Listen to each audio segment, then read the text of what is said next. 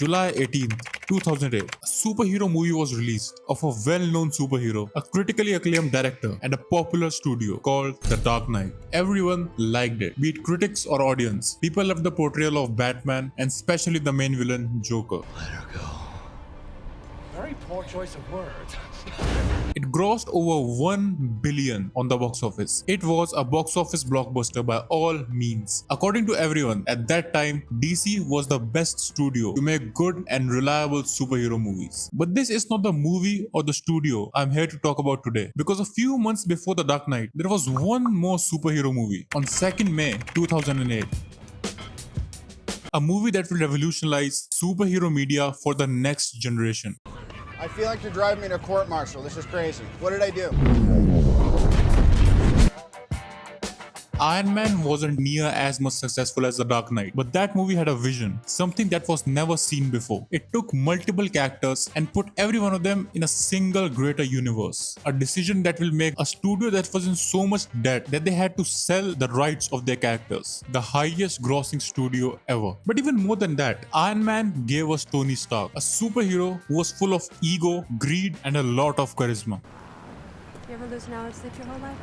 Be prepared to lose a few with you. These are the traits we usually see in the villains of the movie, but it was the perfect introduction of a flawed character. It shows the story of a person who's far from being a superhero and makes you root and care for him by the end of the movie. Which, by the way, Iron Man probably had the best ending in any superhero movie yet. I am Iron Man. Well, second to only one other movie that we'll talk about later in this video. But Tony Stark's character wasn't just limited to this single movie. Tony Stark probably have the longest character arc in cinema, lasting for over 10 years. We see multiple phases of his journey, from being an egotistical douchebag to saving a city from getting nuked while being a douchebag, having PTSD for it, finding the source of that PTSD, losing from it, to it finally coming to an end perfectly in Avengers Endgame. I love you 3000. Perfect, right? Well, until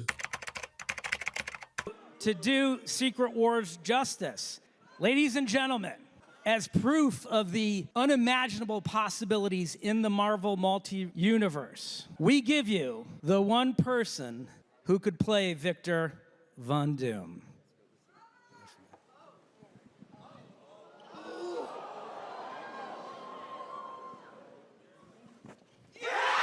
Robert Downey Jr. was announced to be returning in the MCU, not as Tony Stark, but as the main villain, Dr. Doom, in Avengers Doomsday. And just like that, a character who had a perfect character arc lasting over 10 years, ruined in a snap of a finger. Just like that. And some of you will say that I'm being over dramatic. I mean, it's not Tony Stark. That character is dead. They announced it. He's Victor Von Doom, who just happens to look like Tony Stark. New mask, same task.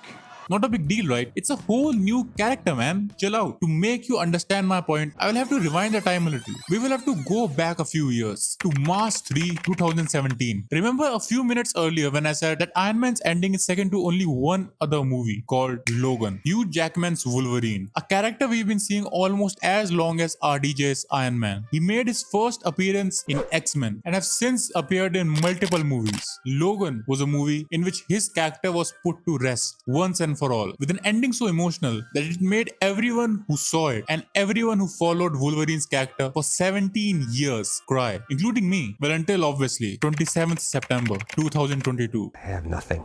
It's just completely empty up here and terrifying.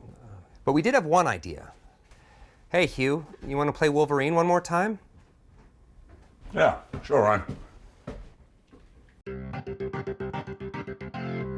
When he was announced to be coming back as Wolverine in Deadpool and Wolverine. And even that can be argued that he's not the same Wolverine. He's a different variant of the Wolverine that looks exactly like him, talks exactly like him, behaves exactly like him. But it's a different character, right? No big deal. But think of it for a moment. After Deadpool and Wolverine, the weightage that was of Logan as a stand-alone movie is completely gone. I don't feel like crying at the end of that movie anymore, because I know no matter how much emotional the ending of that movie was, it was made fun of right at the beginning of Deadpool and Wolverine. It takes away the magic, not from only that single movie, but from that 17 years of character build-up that led to that movie. If this can happen to Wolverine or Iron Man, then what makes you think that if Thor dies in the next movie, he will not come back in the next Avengers movie as Kang the Conqueror or something? And that is not me saying that Avengers Doomsday is going to be a bad movie by any means. It can be an amazing movie, and Doctor Doom can be an even better character than Tony Stark's. It's just that the next time me or anyone sees Avengers Endgame, we will not go through the same emotions that we went through before the announcement of Doctor Doom. No matter how good the movie is, it will take away the identity of a character that was the childhood of many people, including me. It takes away his ideologies, and it is going to take away something that we never thought anyone can ever take away from him. That thing is that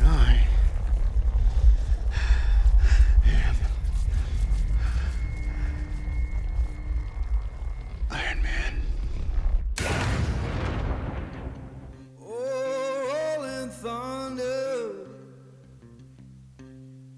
Hey everyone, if you are still watching and you enjoyed this video, please drop a like. It is free and it will help me a lot. And you can go to my channel and check out my other videos. And if you like what you see, subscribe so you don't miss my latest videos. And I will see you in the next one. Thanks for watching.